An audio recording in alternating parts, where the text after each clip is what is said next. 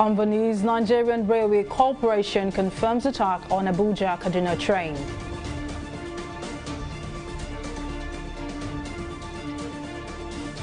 Nnamdi Kanu pleads not guilty to 7-count charge of terrorism.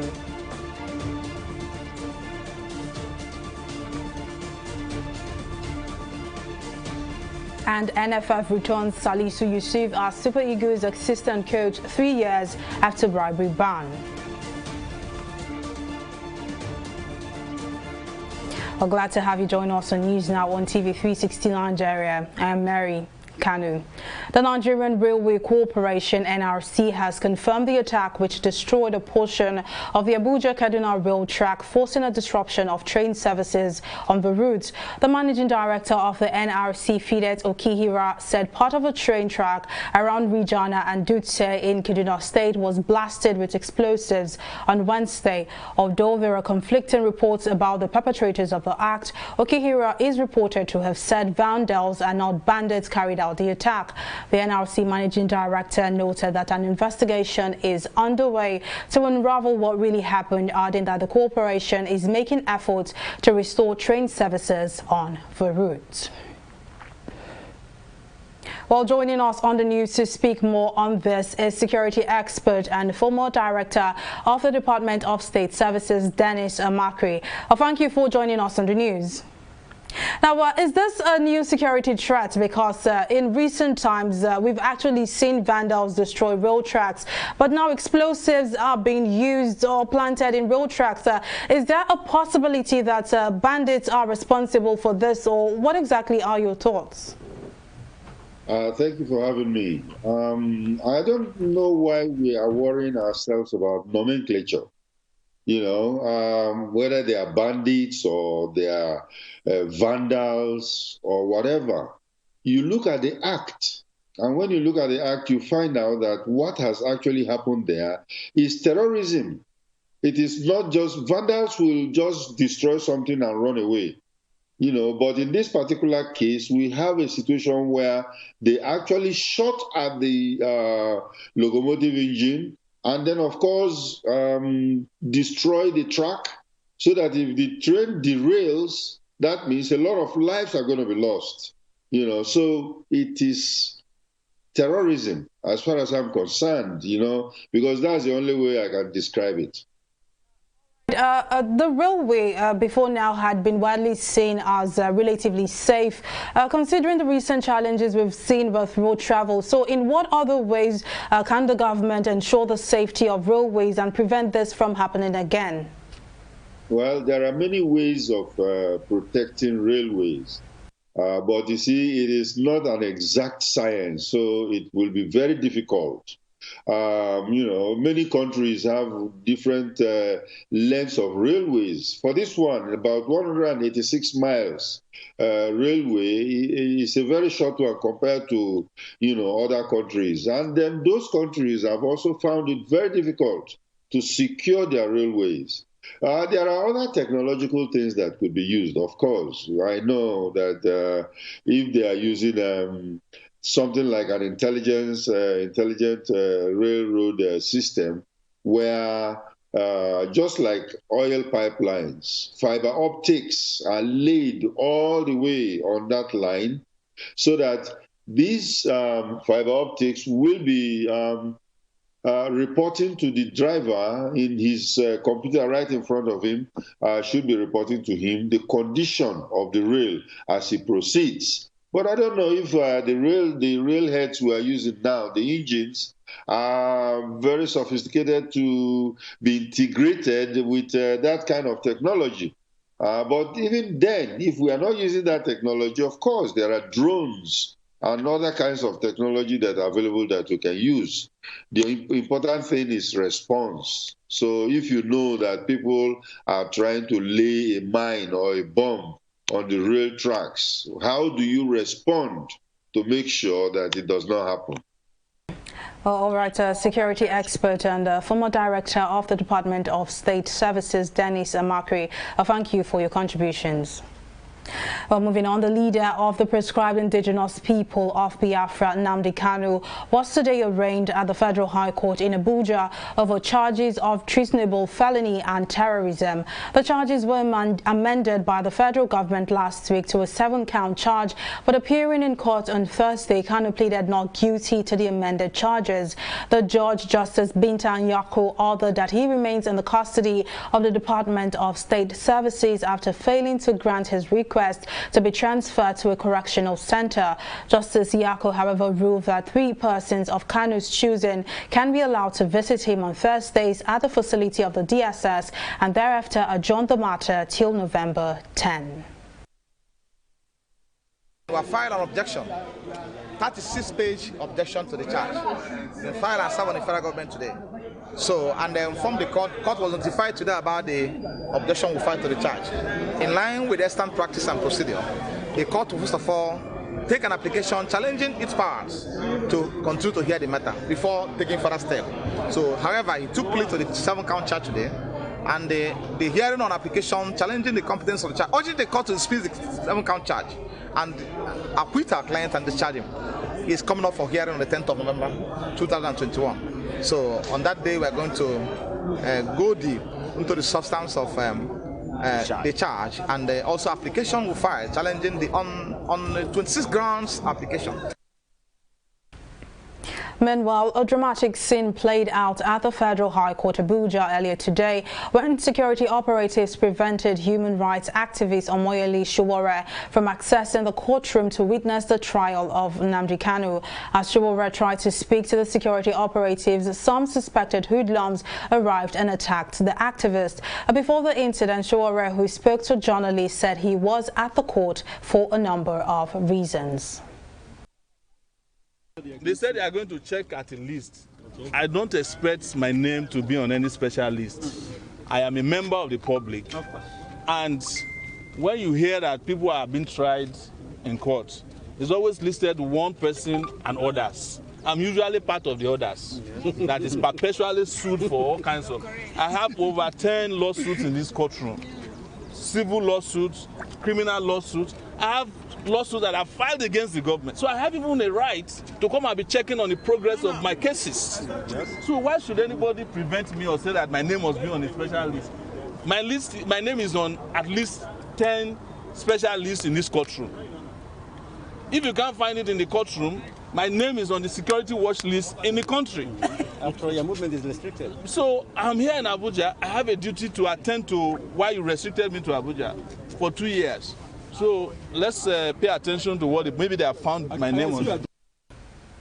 Lagos State Governor Babajide Sanwo-Olu has assured that the final report of a Lagos State Judicial Panel of Inquiry and Restitution for victims of SARS-related abuses will be made public. The panel, which was set up to look into allegations of human rights abuses against the police and the Lekki tollgate incident of October 20, 2020, concluded its sittings last Monday after a year. Sanwo-Olu said the state government would not make an attempt to cover up the recommendations of the panel, adding that the final report would be fully implemented.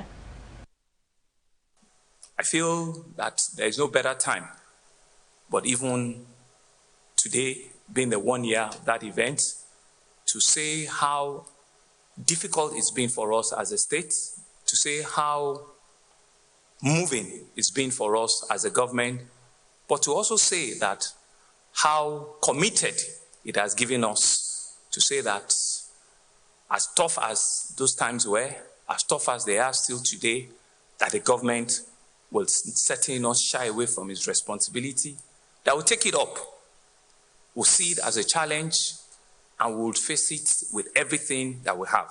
It's also important to mention that yesterday we also saw a bit of protest in Lagos, and I want to inform the gentlemen of the press that everybody that was arrested by the police for one reason or the other have all been released, except an individual that was caught with dangerous weapon.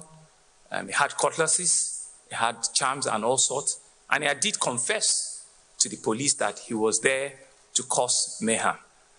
And it's important for us to know that's why we need to continue to work with the police. Well, let's take a break here, but still to come, energy experts advocate the use of gas as an alternative to fossil fuel. We'll bring you details of that and more after this break.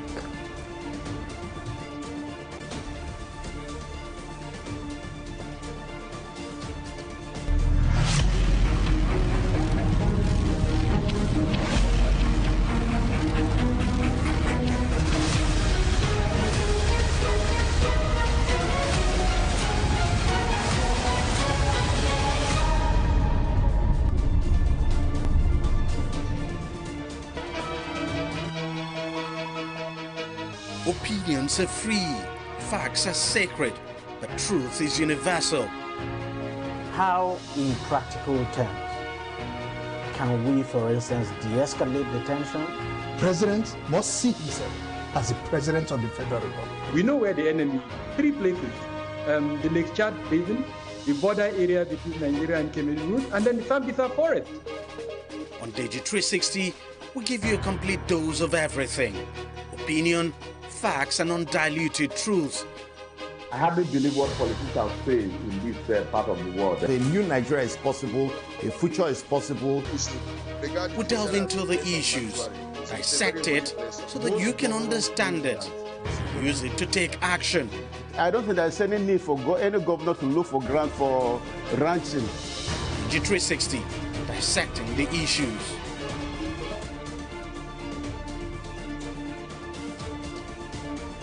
To have you back, has a quick reminder of some of our major stories tonight. The Nigerian Railway Corporation has confirmed that a portion of the Abuja-Kaduna road track was blasted with explosives on Wednesday, forcing a disruption of train services on the route.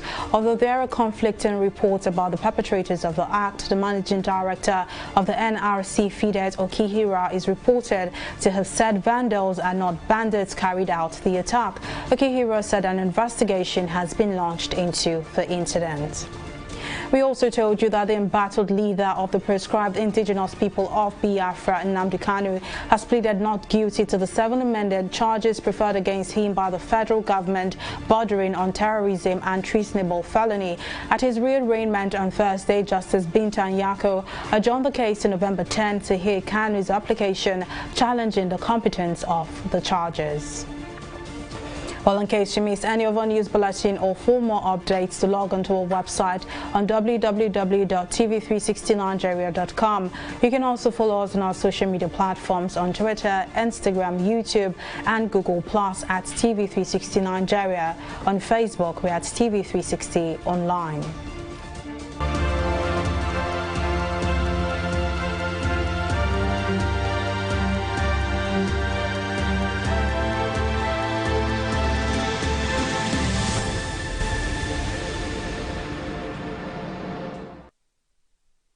Pharmacists under the edges of Pharmaceutical Society of Nigeria (PSN) have made recommendations on how to strengthen the health sector. The pharmacists disclosed this at a press conference ahead of the Society's annual general meeting and scientific conference scheduled to hold from Monday, November 1st to Friday, November 5th, 2021 in Port Harcourt, Rivers State. Speaking during the conference, President of PSN, Sam Ohuabunwa, said to broaden and strengthen the pharmaceutical and health sector, the government must intensify efforts to inform Nigerians on the importance of personal hygiene and stress the need for mass health education at the grassroots.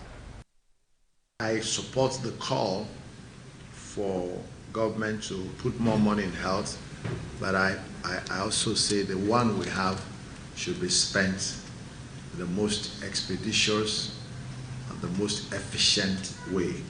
We must continue to talk to Nigerians, even to do what is right for themselves. It's just unfortunate that's the way it is.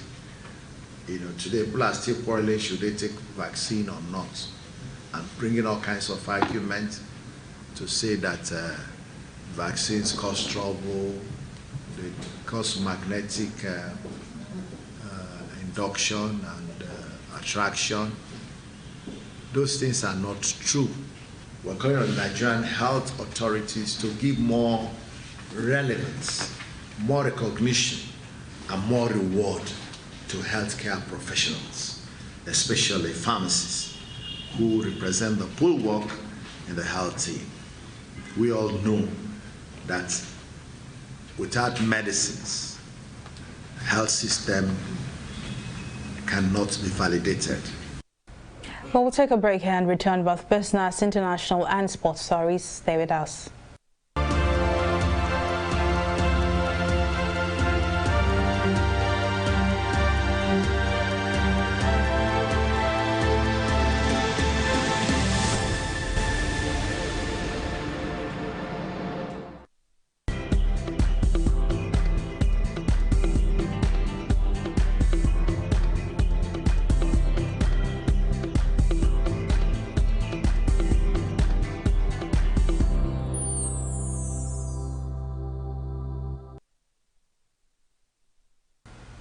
Welcome back. Well, up next is business news and stock market review with Folashade Oguride. Thank you very much, Mary. And in business, experts in Nigeria's energy sector are advocating the use of gas as an alternative to fossil fuel. At the World Energy Day conference held on Thursday in Abuja, stakeholders say the use of gas will help achieve global drive for cleaner energy. Our correspondent, Anita Patrick, tells us more in this report.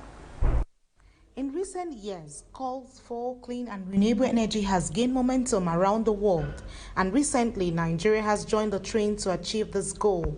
At this energy conference, Vice President Yemi Oshibanjo, who was represented by the Minister of State for Power, Godi Agba, is advocating the use of gas as a viable alternative to fossil fuel. He says despite widespread condemnation by the Western world on gas as a substitute, Nigeria can leverage its massive gas reserve to improve its economy. Investment in energy to meet net zero targets has also been insufficient. There's simply not enough investment in renewables to support the intended accelerated pace of removal of fossil fuels. Today, fossil fuels satisfy 83% of primary demand for energy. Unfortunately, investment in fossil fuels has also dropped by 40% since 2015 without the requisite ramp up in renewables. The GED Gas and Power NNPC, Mustafa Yakubu, who was represented by the CEO, NNPC Gas and Power Investment Company Limited, Saliu Jamari, says energy transition will help to save the environment from degradation, and in doing so, power plants and gas-based industries will have to be built. Energy transition aims to protect the environment from degradation. It also presents an opportunity for the utilization of natural gas as a transition fuel to propel our economy toward a gas-based economy by 2030. The Abuja Chambers of Commerce and Industry in their submission say the idea behind the event is to raise awareness on ways to harness the nation's natural resources for sustainability, conservation and environment protection, as well as improve energy efficiency. For Nigeria, the fossil fuel question stares us in the face. Even when Nigeria is not a major contributor of global emission, the country, as a responsible member of the international community, has commitment to keep. The carbon reduction pledge made under the Paris Agreement must be complied with. The annual World Energy Day is aimed to raise awareness on the importance of saving our natural resources for sustainability, conservation, climate change, carbon emission reduction, and environmental protection. All these contribute to increasing energy efficiency and sustainability. The global energy sector is facing tremendous challenges occasioned by multiple factors. The 2021 Energy Day is therefore a time to reflect and discuss the diverse appropriate responses and way forward. The goal of this conference, amongst other things, are to drum support for government's gas utilization initiatives, effective implementation of the BIA, and enlightenment of the business public on opportunities in the transition processes. Anita Patrick reporting for TV360 Nigeria. I will take a break here and return with a review of the stock market. Do stay with us.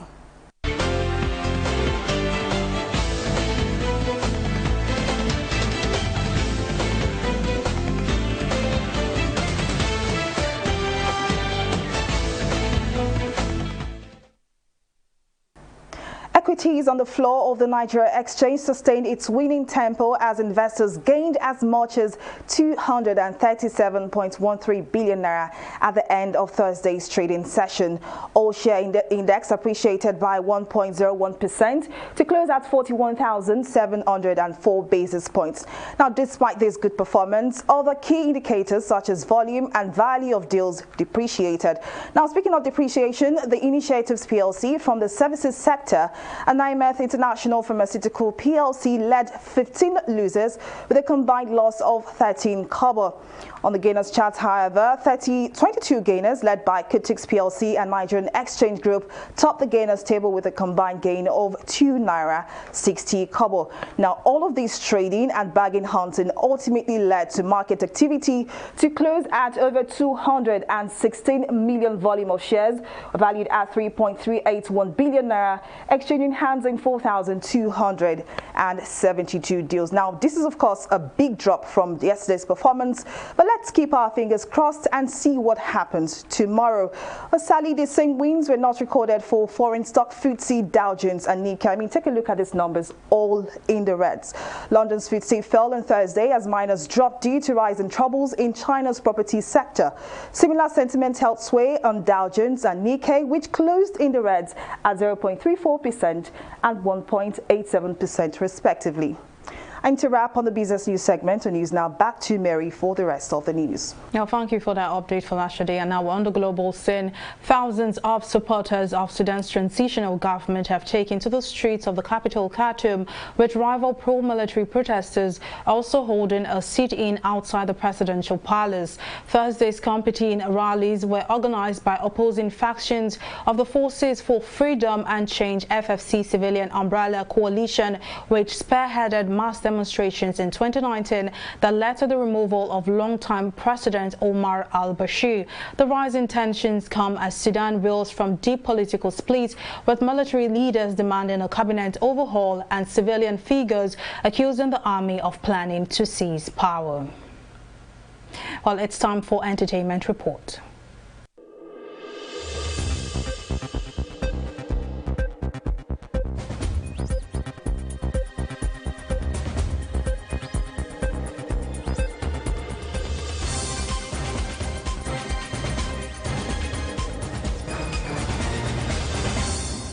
Streaming platform YouTube has announced a roster of 54 artists, songwriters and producers selected to join the #YouTube Black Voices Music Class of 2022. The acts are selected from Australia, Brazil, Canada, USA and the UK, as well as African artists based in Nigeria, South Africa and Kenya. Supported by the #YouTube Black Voices Fund, the program is an initiative designed to directly support and mentor Black artists, songwriters and producers worldwide. The class will be grouped into 2 program streams, one for artists and one for songwriters and producers, with the aim of equipping up-and-coming Black entertainers with resources to succeed on YouTube.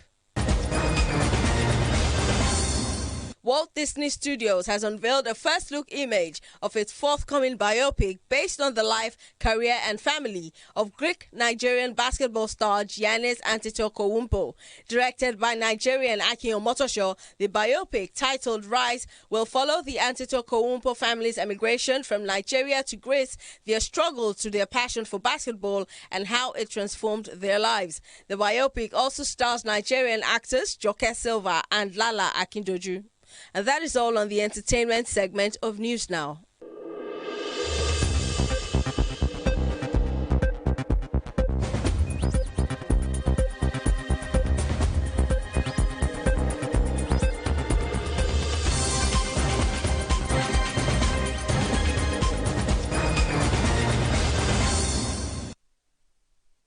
And now in sports, the Executive Committee of the Nigeria Football Federation (NFF) has approved the reinstatement of Salisu Yusuf to his position as assistant coach of the Super Eagles and the head coach of the home-based Eagles team with effect from November 1st, 2021. The NFF made this known in a press statement by its spokesperson Ademola Olajire on Thursday. Yusuf was in August 2018 caught on camera accepting cash from men who posed as football agents to select 2 players players for his Morocco 2018 African Nations Championship squad and was banned for 1 year and ordered to pay a fine of $5,000 by the federation. Well, to talk more on this new development is sports analyst Jide Olaniro. Thank you for joining us on the news. Now, does it come as a surprise to you that Salisu Yusuf will be reinstated? No, it's not as a surprise, because I remember when it happened, the president of the NFF was telling us that, of course, there is nobody that has sinned, that everybody have committed one sin or the other. So there is what Salisu has done is no big deal. He has been remorseful. He has actually come out to say that, okay, he was wrong and we should all forgive him. So reinstating him doesn't come as a surprise to me. I knew this is actually where the script that they had written all the way, this is how it will actually ended. And I'm not surprised that he's been restated. All right. Now, for someone who was indicted for receiving bribes, why do you think he was reinstated, or he will be reinstated? Would you say that he was much of a professional and the NFF could not find a replacement? Well, that's left for the NFF. I don't know whether, if you want to talk about the facts, the issue of replacements, I know there are a lot of people that will actually do this job, but there's more to it that we might not be seeing as far as the, when you look at the undercurrent, we don't know why the NFF has chosen to reinstate him. But what I know is that this is going to, there's a dark cloud over his reinstatement. And people, any time, of course, if you are appointing somebody as a coach, apart from the fact that he's an assistant coach to the Super Eagles, there's also the Super Eagles Team B, which he is the main coach. So for every move, for everything that he does, there will be a lot of interpretation to it, because some of them will feel that if he announces players, some will believe that those players that were announced got those players not because of merit, but because the coach, who is known to have taken pride in the past, might have been influenced by some other by people who have interest in those players. So this is something that will linger for long.